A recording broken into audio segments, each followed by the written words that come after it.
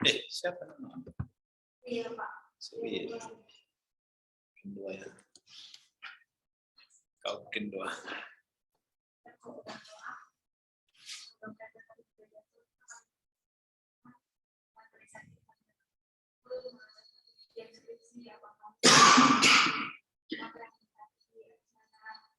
Jadi dari awal hingga akhir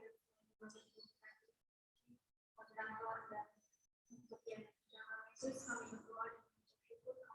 Amin. Oke, Sofian, paling lama 5 menit. Itu konsepnya itu dari 20 menit katanya itu, berarti cuma seperempat. Oke. Terima kasih kepada Bapak Moderator dan juga Bapak Santi. Saya Sofian Agus Panjaitan akan menjelaskan isi skripsi saya. Tujuan skripsi saya adalah tujuan dokumentan dengan sudut suatu tinjauan dogmatis terhadap pemahaman jemaat dalam nama tentang pemeliharaan Allah melalui orang mati dalam tujuan dokumentan serta implikasinya bagi perkembangan iman jemaat dalam nama. Alasan saya mengangkat judul ini karena selama praktik CP kurang lebih 6 bulan, saya merasa ada kegelisahan tersendiri akan perkembangan iman jemaat dalam nama yang masih percaya kepada roh nenek moyang dengan mengikuti ritual dokumentan. Sehingga saya mencoba menganalisa apakah ritual dokumentan bisa dikontekstualisasikan dengan Injil atau tidak. Artinya tetap dilakukan tanpa melupakan Tuhan.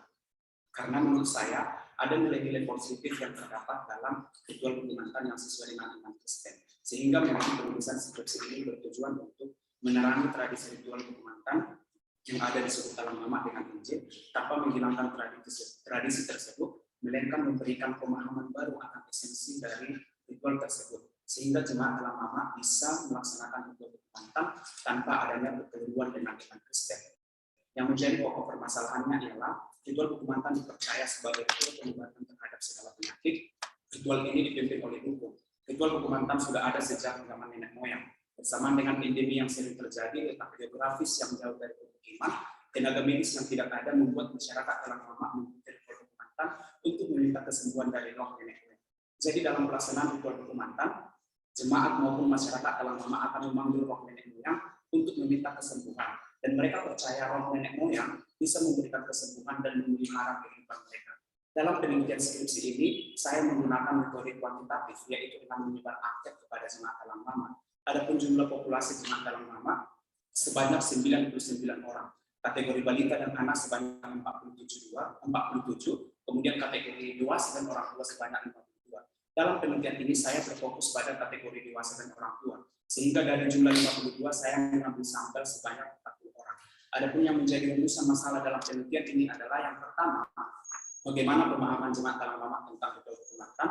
Yang kedua, bagaimana pemahaman jemaat dalam nama menurut Alkitab dan teologi Kristen tentang pemeliharaan Allah dan roh orang mati serta keberadaannya. Yang ketiga, bagaimana gambaran keyakinan terhadap pelaksanaan ritual dokumentan oleh jemaat dalam nama. Yang keempat, bagaimana tinjauan dogmatis tentang ritual dokumentan, pemeliharaan Allah, keberadaan roh orang mati serta hubungannya dengan orang yang masih hidup. Menurut Alkitab, teologi Kristen dan GKPS selaku gereja yang menaungi jemaat dalam nama. Yang kelima, bagaimana jika ritual dokumentan dikontekstualisasikan dengan Injil dan implikasinya bagi pertumbuhan iman jemaat dalam nama. Dan yang menjadi hasil akhir atau kesimpulan dari penelitian ini adalah jemaat dalam nama percaya bahwa roh nenek moyang bisa menjaga dan memelihara kehidupan masyarakat dalam nama dengan mengikuti ritual dokumentan, termasuk memberi kesembuhan bagi masyarakat yang sedang sakit. Jemaat dalam nama juga percaya roh orang mati masih berada di dalam dunia ini dan masih berkomunikasi atau berhubungan dengan orang yang masih hidup. Akan tetapi selain dipercaya sebagai ritual pengobatan yang melibatkan pemanggilan roh nenek moyang, ritual dokumentan juga memiliki nilai-nilai positif yang sesuai dengan iman Kristen, yaitu membangun persekutuan, menumbuhkan rasa saling mengasihi, meningkatkan hubungan kekeluargaan, saling tolong-menolong, dan mengajarkan untuk bekerja sama dan bertanggung jawab atas tugas yang diberikan. Jemaat dalam nama juga setuju jika ritual dokumentan dikontekstualisasikan dengan Injil. Karena itu gereja sebaiknya menjadikan ritual dokumentan sebagai sarana untuk memuji Tuhan. Gereja hadir untuk menyapa umat manusia. Artinya gereja sebaiknya melakukan misi yang kontekstual. Upaya dalam melakukan kontekstualisasi Injil terhadap ritual dokumentan akan berpengaruh terhadap pertumbuhan iman jemaat dalam nama. Dengan begitu Injil hadir bukan untuk menindas atau memperkeruhkan tradisi dan budaya tertentu, namun untuk memberikan sukacita dan keselamatan. Demikian Pak pemaparan isi skripsi saya kembalikan kepada Bapak.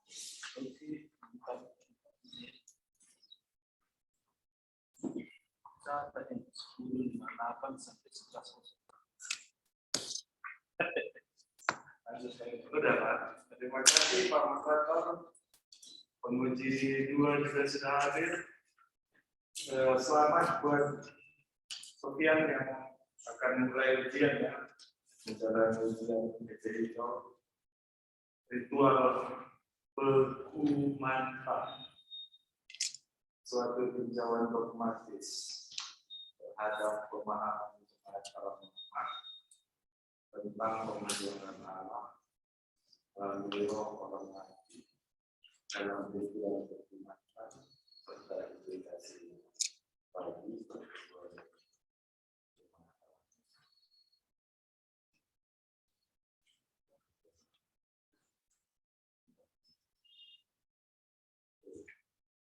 Langsung hubungan dengan Alkitab juga ada yang biasa di kalang usia kemudian itu judulnya ritual berkumantah sebagai sarana dan tentu berhubungan dengan orang mati. Jadi berdasarkan pengamatan penulis pada tahun 2021 sama-sama masyarakat Roma percaya bahwa Kristen seperti ini. Hubungannya dengan ayat-ayat di atas ini bagaimana? Ya, terima kasih Pak.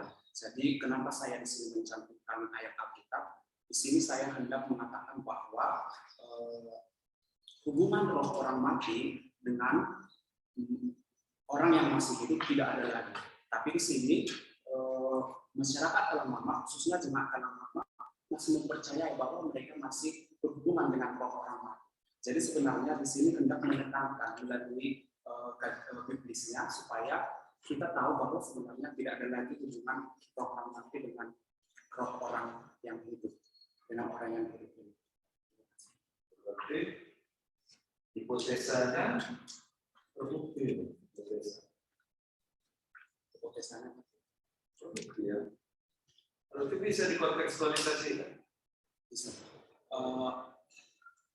Terima kasih Pak. Jadi berdasarkan hasil wawancara dan angket yang saya sebarkan pada saat saya penelitian, rata-rata jemaat Kalang Mama itu setuju jika ritual berkumantah ini dikontekstualisasikan dengan Injil. Bagaimana cara saya Pak supaya mereka memahami apa sebenarnya kontekstualisasi Injil terhadap ritual berkumantah? Saya menjelaskan ternyata dalam ritual berkumantah ini Pak ada nilai-nilai positifnya seperti yang saya jelaskan, di mana ritual berkumantah ini dilaksanakan selama 2 hari 2 malam. Dan dalam pelaksanaan ritual berkumantah ini itu mereka terlebih dahulu berkumpul, di mana juga mereka akan saling tukar pikir dan saling berbagi tugas. Dan karena mereka tanpa masih jauh-jauh rumahnya, melalui perkumpulan itu juga mereka akan lebih banyak membangun komunikasi. Dan itu juga membangun komunikasi antara satu dengan yang lain. Jadi jika dilihat menurut iman Kristen, tentu itu hal yang bagus jika diposisikan perkumpulan ini sebagai bentuk untuk membangun iman kebutuhan mereka kepada Tuhan. Sehingga memang Pak, esensinya yang harus diubah bukan dihilang. Jadi teori kontekstualisasinya di mana? Di program. Yang pertama saya jelaskan mengenai perkumpulan kontekstualisasi Injil dalam perkumpulan sebagai tradisi masyarakat Kalang Mama itu ada di halaman 22 Pak. Jadi teori kontekstualisasinya di halaman 22 dan di halaman 104 Pak. Tinjauan dogmatis kontekstualisasi Injil terhadap perkumpulan.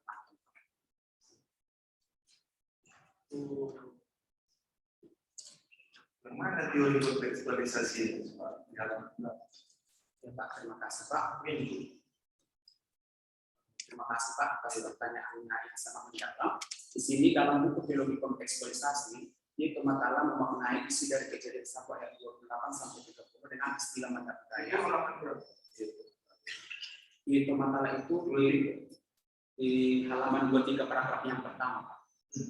Di halaman 23 paragraf yang pertama Pak dijelaskan bahwa dia Matala memaknai isi dari Kejadian 1 ayat 28 sampai 30 dengan istilah mandat budaya.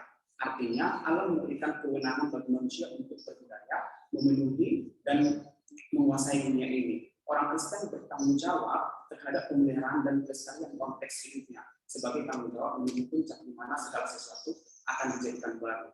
Kemudian di halaman 104 Pak dijelaskan mengenai tinjauan dogmatis kontekstualisasi Injil terhadap ritual keumatan. Di sini jelas berdasarkan hasil penelitian saya juga Pak dikatakan ritual keumatan dapat membangun persekutuan antara satu dengan yang lain, meningkatkan kasih, saling tolong menolong, dan diharuskan bekerja sama untuk menyelesaikan tugas dan tanggung jawab. Sisi positif dari ritual keumatan ini dapat mempereratkan persatuan atau hubungan kekeluargaan. Artinya ada nilai-nilai positifnya Pak yang dapat dilihat dari pelaksanaan ritual keumatan. Nah, jika ditinjau Pak secara biblisnya, sebagai orang Kristen harus membawa kasih terhadap hidup agar umat manusia hidup dalam kasih. Sebagai orang Kristen harus memperlihatkan gambar Allah dan keadilan Allah yang justru mendorong kita sebagai orang percaya untuk bekerja keras dan bertanggung jawab, sebab pekerjaan yang efektif akan mendatangkan perbaikan, damai, kerukunan, kesatuan, dan persahabatan. Dan dalam Ibrani 10 ayat 24 pada halaman 105 saya tuliskan Pak, di situ dikatakan, dan marilah kita saling memperhatikan supaya kita saling mendorong dalam kasih dan dalam satu pekerjaan baik. Dan ini semua ada di dalam ritual keumatan, unsur-unsurnya seperti itu Pak. Buku kontekstualisasi nggak dipakai ya? Buku kontekstualisasi yang yaitu makalah apa? Hasselgraf itu? Buku apa Pak? David Hasselgraf. Oh. Ada dipakai? Kalau buku yang Bapak sebutkan tadi, belum ada saya Pak. Nggak dipakai ya?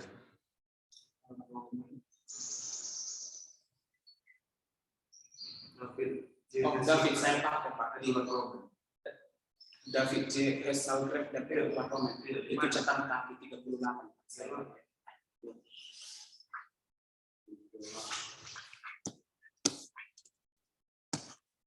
Itu kontekstualisasi perubahan proses dengan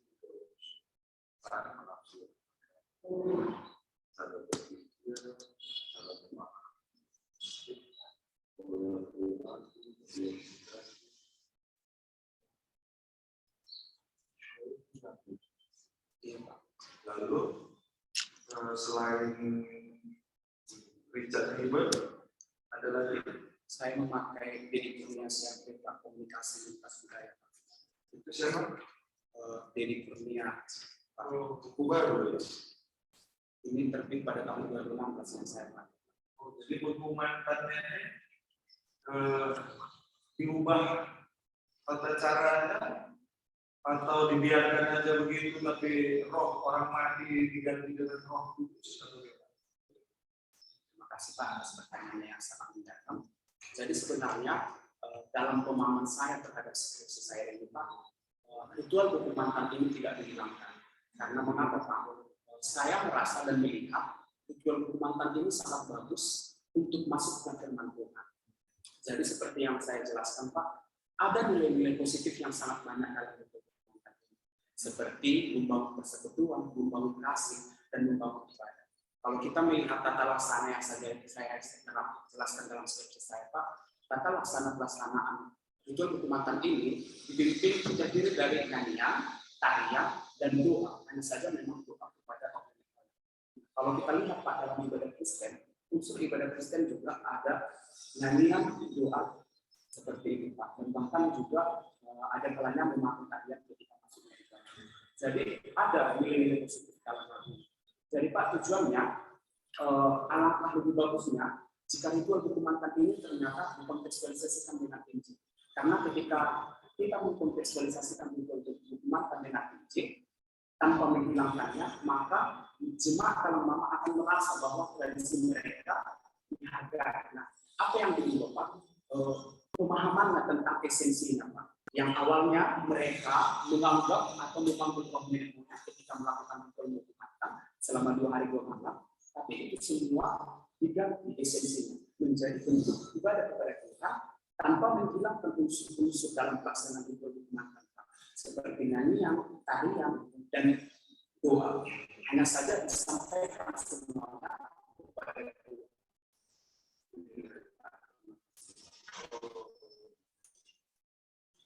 Lalu pemahaman jemaat Talang Mama bagaimana? Bisa menerima penelitian?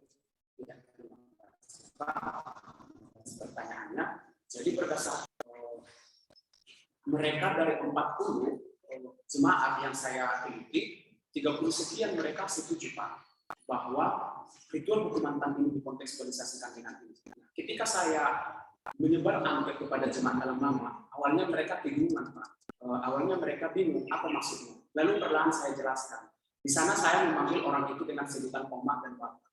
Jadi saya menjelaskan, Oma, Bapak, kami bukan hendak menggunakan tradisi kita yang ada di sini.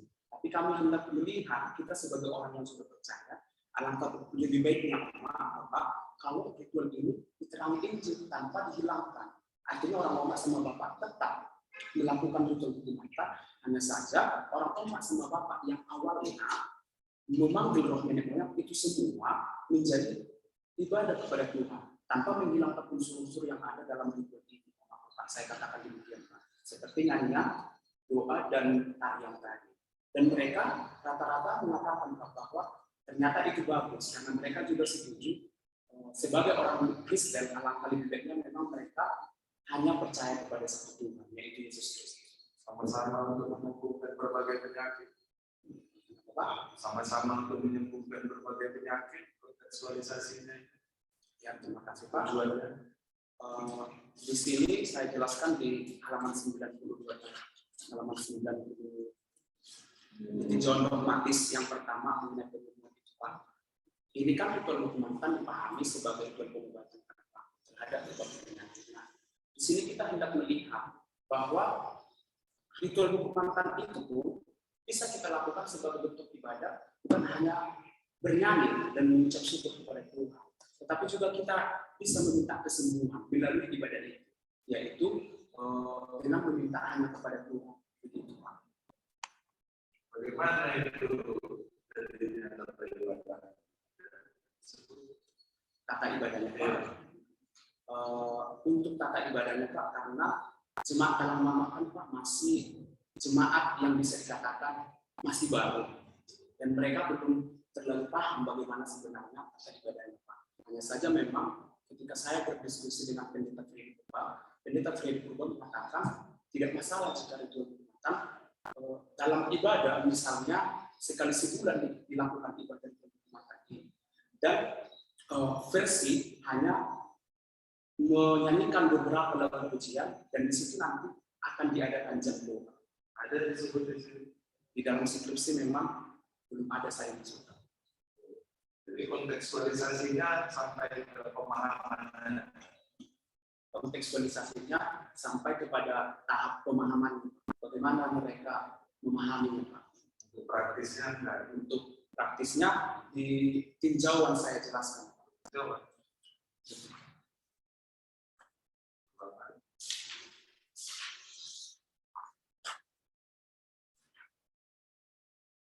Dimulai dari halaman 4 Pak yang menjelaskan tinjauan dogmatisnya.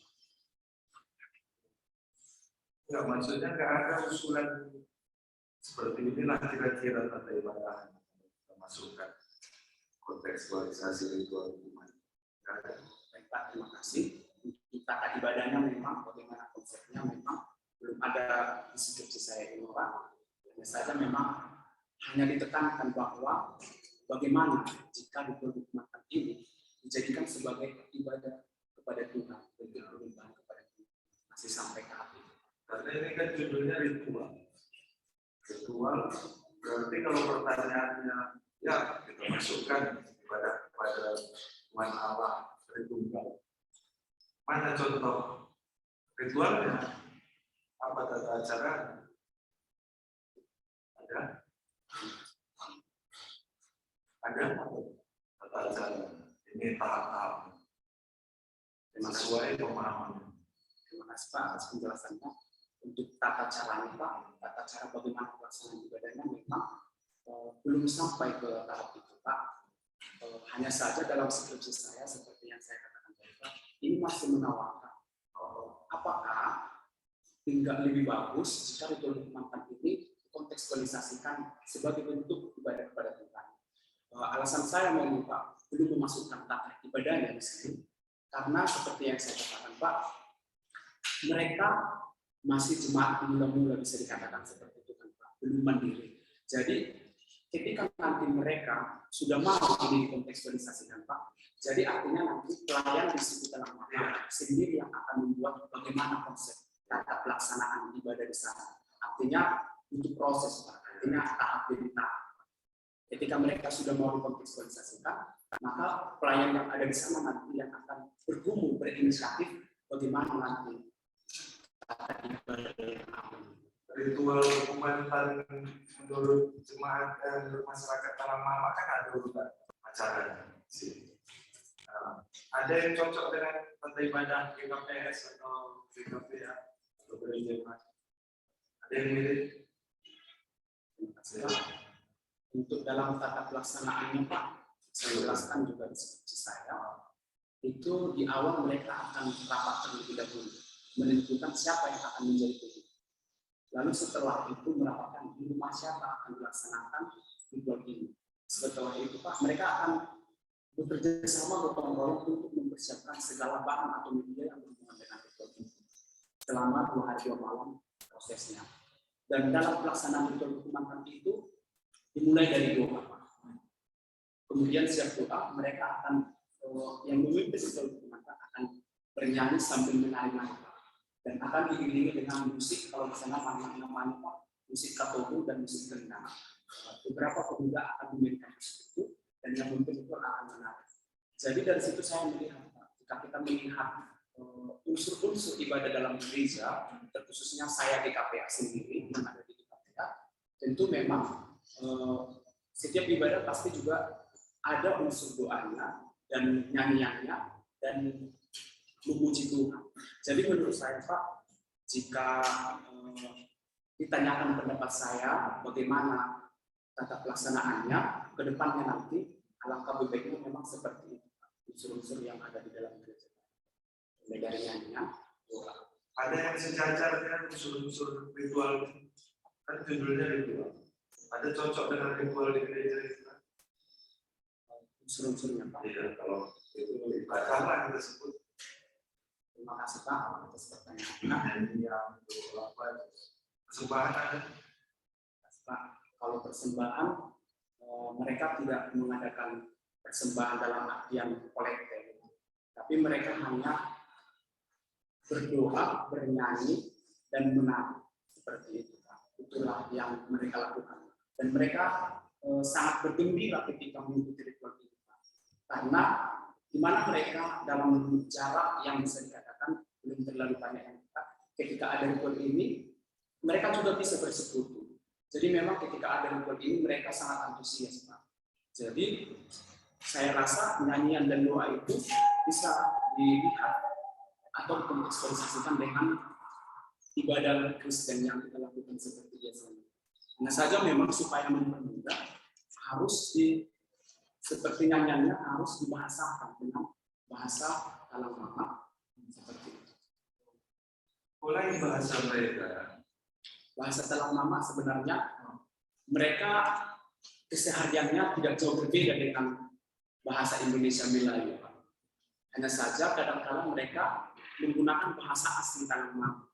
Misalnya memberikan pergi ke sana, pergi ke soto. Oh. Pergi ke sana, pergi Pergi ke soto.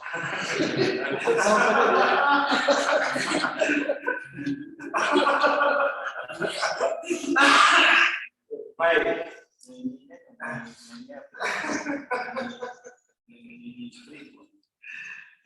Untuk nyanyiannya Pak, nyanyian yang mereka biasa nyanyikan dan nyanyiannya itu memang dia menggunakan full bahasa Talang Mama.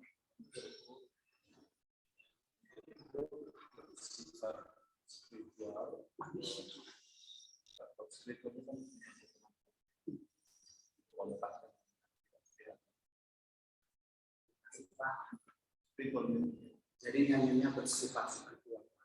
Oh. Ini surveinya. Lalu ini istilah bagaimana menyebutnya?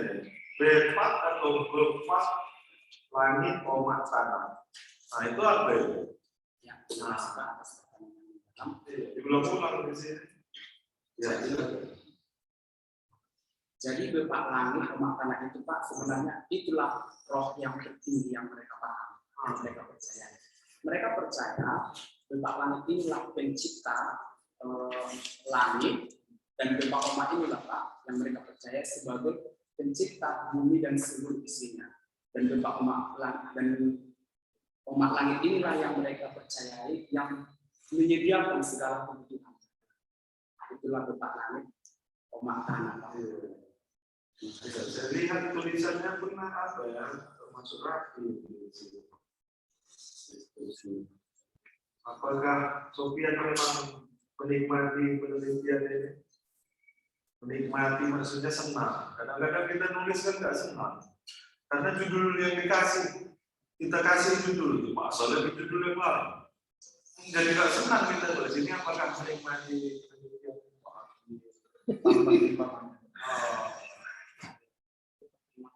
Jadi memang selama penulisan karena didukung dengan orang-orang yang begitu baik di lapangan juga, jadi saya menikmati proses selama penulisan skripsi.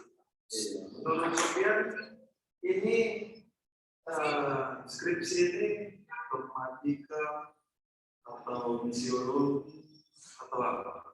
Menurut Sofian, isi skripsi. Menurut saya Pak, isi skripsi ini dogmatika. Kenapa saya mengatakan dogmatika Pak? Karena ini berhubungan dengan bagaimana ajaran tradisi di sana, lalu bagaimana kita melihat tradisi ritual kehormatan itu supaya bisa dikontekstualisasikan dengan Injil melalui dokumen-dokumen Kristen. Jadi kontekstualisasi itu mata kuliah apa? Kontekstualisasi mata kuliah biasanya berhubungan dengan misiologi. Makanya itu dibilang Pak Bunte tadi, penginjil apa Pak bilang misionaris. Iya, jadi berhubungannya bagus. Tidak pas. Saya dan Pak mantap nih, bagus ya. Iya. Nanti kalau soal angka Pak, Harap lebih tahu. Iya, saya kurang ahli angka penelitian ini. Ada wawancara? Wawancara ada Pak, karena memang ritual kehormatan ini kan Pak belum ada sama sekali di Inggris. Jadi untuk segala kajian yang di bab 2 yang berhubungan dengan ritual kehormatan, tentu saya lakukan wawancara dengan ketua adat, kepala suku, dan beberapa masyarakat yang ada di sana. Ada rekamannya?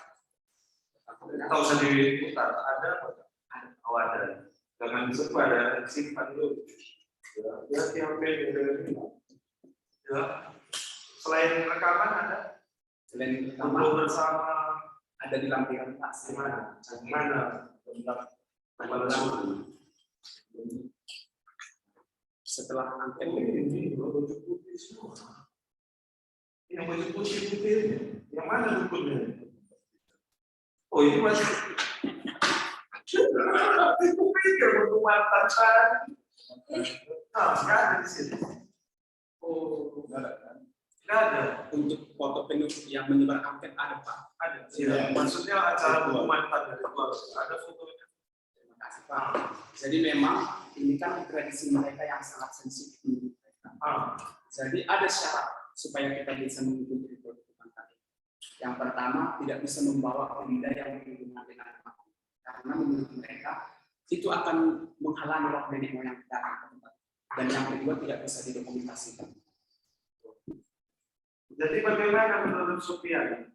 Bisa ditambahkan kira-kira model ritual atau ibadah Kristen hasil kontekstualisasinya sebagai usulan atau sebagai apa lah di sini di skripsi bisa kira-kira begini kalau di ibadah kita bisa. Terima kasih Pak atas saran yang begitu memajukan skripsi saya ini. Nanti akan saya tambahkan. Coba ya, iya supaya menarik skripsi. Jadi kan baca oh ini modelnya. Jadi saya pun bisa nih kalau GPKP bagaimana jadi ya. Baik, terima kasih Pak Moderator, terima kasih juga Sofian ya yang sudah lelah meneliti dan menulis. Oke, Baik, terima kasih Pak Moderator. Selamat buat Sofian ya.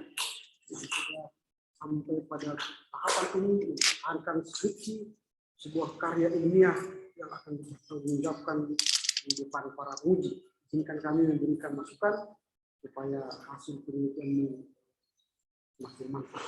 Yang pertama saya senang dengan ini karena ini original ya, karena diangkat dari kisah kehidupan sebuah suku di Perang Mamak. Ya. Saya juga sudah pernah ke sana berjumpa dengan Perang Mamak dan tinggal bersama mereka di hutan, berbicara dengan mereka, tapi tidak sempat ikut pada ritual hukuman ini. Memang tadi seperti syarat yang disampaikan oleh Sofian, tidak semua orang diizinkan masuk dalam tradisi mereka. Tapi hanya mereka lah yang bisa. Oke, saya perlu ini soal pembicaraan ini dibuat aja yang ini. Nanti saya kirim lagi sama Sofian ini. Kemudian dalam abstrak itu sudah oke. Pertama itu alasan judul, kemudian metodologi yang digunakan. Karena setelah mendengar penjelasanmu tadi, lebih baik kau tulis di sini metodologi yang kau gunakan adalah campuran. Kau gunakan kuantitatif dan kualitatif. Karena penelitianmu ini sudah lama. Sejak kamu melakukan CP di sana hingga sekarang, itu kan berarti lama. Nah, itu dimungkinkan melakukan dua metodologi, yaitu kualitatif dan kuantitatif. Kau telah melakukan wawancara, sekaligus kamu menyebarkan angket. Nah, tapi tadi sempat saya memang mencoret-coret yang kualitatifnya, tapi dengan mendengar penjelasanmu, ternyata kamu sudah lama di sana, maka nanti sampaikan di arena kedua ini menggunakan metodologi campuran, yaitu kualitatif dan kualitatif. Sehingga apa yang kau tulis di bab 3 yang sudah saya baca itu, metodologimu kau gunakan dua metodologi itu. Kau jelaskan ada metodologi kualitatif dan kemudian metodologi kualitatif dengan menyebar angket dan sekaligus melakukan wawancara dengan informan untuk wawancara, responden untuk angket. Itu sudah kau lakukan. Nah, sempat tadi ini saya katakan tidak perlu, karena mendengar penjelasanmu perlu. Kerangka konseptual itu kualitatif, karena kau gunakan secara kualitatif juga perlu kerangka konseptual. Tapi kalau hanya kuantitatif tidak perlu konseptual. Tapi kalau untuk pengajuan hipotesa itu kuantitatif. Tapi karena ini metodologinya campur, masukkanlah konseptual dan hipotesa. Oke, lalu kita masuk ke bab 2. Di bab 2 sebenarnya sudah bagus karena sudah banyak informasi yang kau jelaskan. Tapi ini di alinea kalimat halaman berapa ini bab 1? Ayat 5. Kalimat itu memang seram. Tetapi uraian di atas penulis tidak hendak membumi hanguskan. Maksudnya ajaran di Kementan itu kan. Kalau membumi hanguskan itu Tidak ada lagi. ya lebih baik penulis tidak hendak mengabaikan. Nah, mengabaikan ajaran Kementan itu. Kalau membumi hanguskan kayak perang dia dibakar seperti. Iya, sama tanah itu. Jadi dalam teori kontekstual mereka akan hidup menggunakan istilah mereka, terminologi mereka, tetapi kita maknai dengan Injil Kristen, gitu ya. Jadi kalimat itu tidak hendak membingungkan, tapi tidak mengabaikan ajaran mereka. Tetapi kamu hendak memberi pemahaman baru bahwa Bekumantan itu membangun persekutuan. Ini menarik. Menjalin kasih, lalu saling menolong, bekerja sama. Nah, ini sebenarnya yang hendak kita bangun menjadi sebuah teologi Bekumantan. Kalau saya sarankan nanti, kalau kau berkesempatan S2, tulislah ini menjadi tesis teologi Bekumantan. Teologi Bekumantan ini sudah ada tesis misi. Bekumantan itu dalam perspektif Kristen ialah menjadi membangun persekutuan, menjalin kasih, saling menolong, bekerja sama untuk melakukan tugas tanggung jawab. Sehingga beku mantan dalam artian yang tradisional yang hanya meminta pengobatan dukun dan berkat melalui bapak mama tadi kan, bukan itu lagi, tetapi ini menjadi sebuah teologi beku mantan yang membangun persekutuan, mencari kasih, saling mendorong. Wah, ini bagus sekali. Nah, sehingga nanti tulisanmu semakin bagus. Baru berdasarkan permasalahan yang sudah dijelaskan di atas, penulis merasa, kata merasa harus dibuang dari sebuah ilmiah. Jadi penulis meneliti, ya, penulis meneliti kegelisahan pertumbuhan iman tamat salang mama. Baru oleh karena itu penulis bertekad untuk menulis, bukan merumuskan. Menulis skripsi dengan judul ritual, bla bla bla. Ini sudah saya coret. Baru di tadi metodologi ini saya akan cabut karena sudah sebutkan tadi bahwa ini boleh campuran. Tapi kalau hanya sebentar tadi memang agak jarang kita mengizinkan mahasiswa campuran karena waktu yang singkat. Tapi kamu sudah melakukan ini jauh sebelum kamu skripsi sehingga kamu menguasai apa yang kau tulis. Di bab 2 tadi sudah saya katakan oke ini. Saya banyak mendapatkan informasi di sini tentang buku mantan ini. Jadi saya sangat senang ya. Di bab 3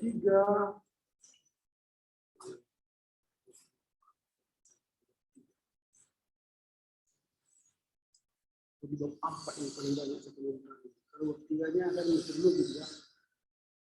Ini sudah saya campur ini, terus saya bilang tadi, ini sudah jelaskan tadi. Ini bab 2 pengajuan hipotesa. Ada 2 hipotesa yang kau tulis, misalnya ini ya, diduga adanya pengaruh ritual mantan terhadap pemahaman jemaat yang salah tentang pemilihan Allah dan keberadaan roh orang mati yang tidak sesuai dengan Alkitab dan teologi Kristen. Tidak kau buat. Nah, berarti itu kan satu hipotesa. Baru kau buat lagi kalimat baru. Namun jika ritual beku mantan dipahami sebagai bentuk ibadah kepada Tuhan, maka ritual beku mantan dapat dikontekstualisasikan dengan Injil. Ini kayak apa namanya? Hipotesa kedua. Karena kalau hipotesa kan diduga koma maka, jika maka, atau pengaruh maka, itu hipotesa. Nah, yang kau pilih mana? Yang kau buktikan di bab 4 yang mana? Dua-dua. Terima kasih Pak. Di bab 4 itu memang duanya terbukti Pak. Dengan adanya ritual mantan ini, tingkat pemahaman mereka tentang kesalahan pemilihan Allah itu, karena mereka sangat percaya bahwa melalui ritual mantan mereka akan meminta waktunya dan bisa melihat depan mereka. Akan tetapi setelah saya tawarkan bagaimana jika ritual mantan ini dikontekstualisasikan dengan beberapa pertanyaan yang ada di atas saya, ternyata pikiran mereka terbuka. Ternyata bagus jika ritual mantan ini pahami sebagai bentuk ibadah kepada Tuhan. Dan mereka setuju untuk realisasikan.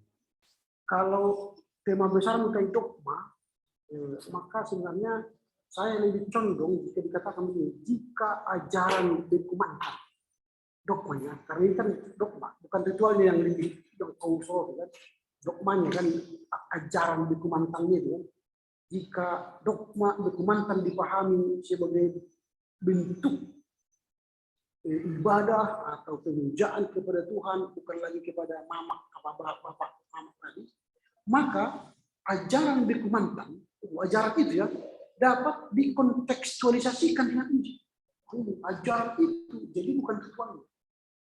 Ajaran itu termasuk di dalamnya ritual. Sehingga itu lebih condong saya karena judulnya bukan dogma.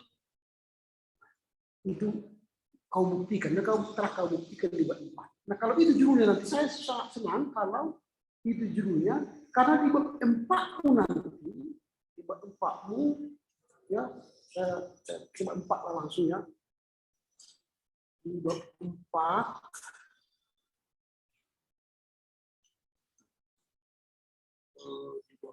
hasil penelitian ini semua perlu ditambahkan, karena tadi hasil penelitian bukan setelah kau buat angket ternyata mereka lebih percaya kepada roh nenek moyang mereka dengan ajaran di Kumantan itu. Lalu ketika kau teliti lagi dari mana berkat datang, tetap dari roh nenek moyang mereka, bukan dari Tuhan. Nah, berarti kan perlu usaha perlu usaha dogmatika Kristen yang mengadopsi di Kumantan itu. Makanya akan melahirkan sebenarnya pada akhir dari penyelidikan itu sebenarnya lahirlah sebuah teologi kontekstualisasi dengan judul nanti teologi Kumantan. Itu ujung daripada skripsi ini. Makanya saya katakan nanti kalau ada kesempatan untuk S2 meneliti lagi dengan menyusun tesis teologi di Kumantan, wah jauh lebih bermanfaat. Nah, makanya saya usulkan di bab 4 itu setelah melihat uraianmu tentang usaha kontekstualisasi tadi, maka di 453.1 ditambahkanlah langkah-langkah kontekstualisasi teologi. Karena ini kan dogma. Nah, apa yang harus dilakukan setelah kau temukan fakta mereka tetap percaya kepada roh nenek moyang mereka, padahal kalau itu dia jadi tadi di atas kita kau katakan bahwa di Kumantan itu adalah sebuah sarana untuk bersekutu, menolong, apalagi tadi mengasihi. Itulah diubah dari yang pemahaman yang tradisional menjadi pemahaman Kristen kan. Nah, bagaimana langkah-langkahnya? Langkah-langkahnya, kalau saya sebut di sini ya, melakukan atau melaksanakan studi komparatif antara tradisi Kumantan dengan teologi Kristen. Nah, ini yang kau lakukan ini sudah melakukan studi. Ini sudah satu langkah dalam rangka menuju teologi kontekstual tadi. Yang kedua, melaksanakan FGD, forum grup diskusi. Nanti kalau misalnya ini skripsi ini, kau buat lagi diskusi dengan Kumantan, diskusi dengan orang-orang Kristen, berarti kan sudah ada teologi yang sedang dibangun. Nah, kalau sudah ada FGD, lahirlah nanti sebuah diskursus wacana teologi Kumantan. Berarti perlu diseminarkan, seminar teologi Kumantan. Lalu kalau itu sudah dilaksanakan, baru membangun narasi-narasi, aksi-aksi teologi Kumantan. Baru terakhir nanti merumuskan ajaran teologi Kumantan. Itu tugasnya dogmatika. Baru terakhir sekali publikasi teologi Kumantan. Wow, keren sekali. Saya senang saya katakan sama-sama itu karena ada akhirnya teologi kontekstual yang digali dari keahlian lokal suku Kalimantan. Karena belum ada yang menulis itu, kau yang pertama kan, bagus sekali. Tapi tambahkanlah nanti langkah-langkah itu, sehingga orang nanti melihat kamu melakukan usaha kontekstualisasi atau dogma itu dari teologi, dari tradisi Kumantan menuju teologi Kumantan. Itu kan berarti kalau sudah teologi Kumantan kan, itu sudah menjadi penelitian teologi dan menyinari tradisi Kumantan. Itu sangat menarik itu kalau dilakukan. Nah, itu mungkin dari saya. Terima kasih.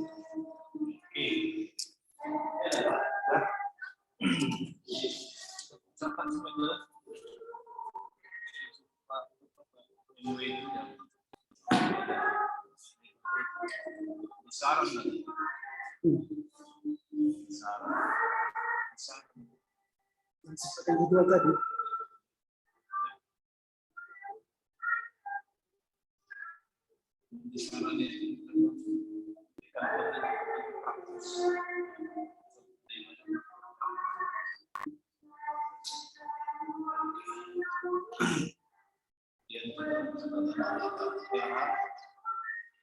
Semangat yang diberikannya kepadamu bukan karena anaknya dan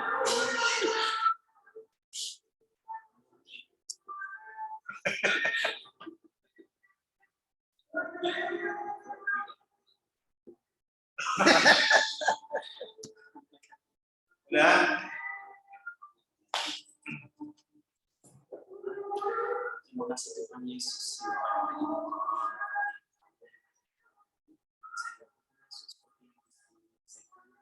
Sidang menjadi kiranya Tuhan Yesus hasil penelitian skripsi ini itu untuk menunjukkan betapa luar biasanya karya Tuhan bagi kami, terkhususnya bagi jemaat anak-anak yang ada di langsung kembali kami. Jadi pertanyaan masing-masing, kiranya Tuhan yang senantiasa memberkati Bapak dosen kami dan dia dan saya juga Tuhan, supaya kami senantiasa merasakan kasih dari Tuhan dan kami boleh semakin memuliakan Tuhan. Dalam Kristus Yesus kami berdoa dan mengucap syukur hanya kepada saja. Amin.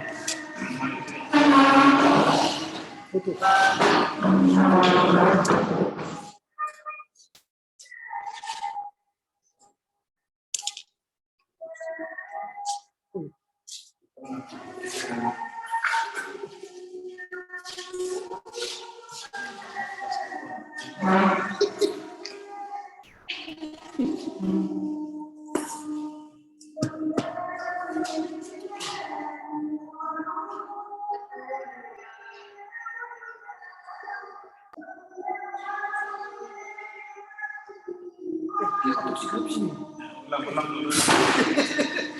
Ini ada.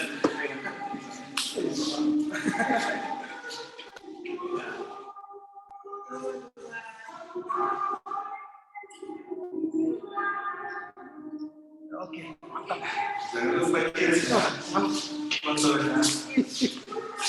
Selamat ya, Sofian. Kirim fotonya ya.